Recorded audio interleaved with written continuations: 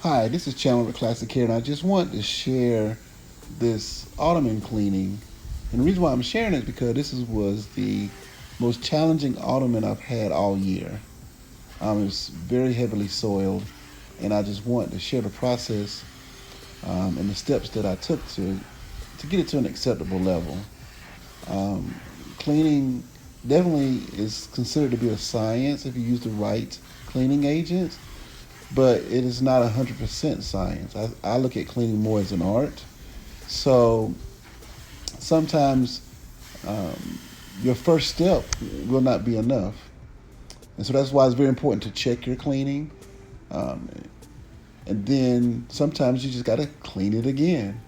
And I am cleaning again with a stronger cleaning agent on the second time, but it's a self neutralizing cleaning agent. So both agents were, the first one was a little bit above neutral with a pH of 8 made for fine fabrics, wool safe. And this treatment is not wool safe.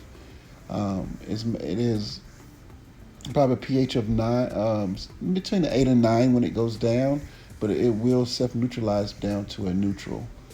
So I am agitating it again, and not a certified upholstery brush. This brush is a little stiffer.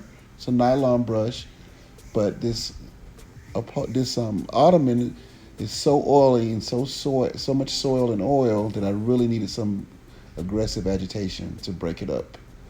So sometimes you got to clean things 2, 3 times to get the results to an acceptable level. Just wanted to share this with you guys.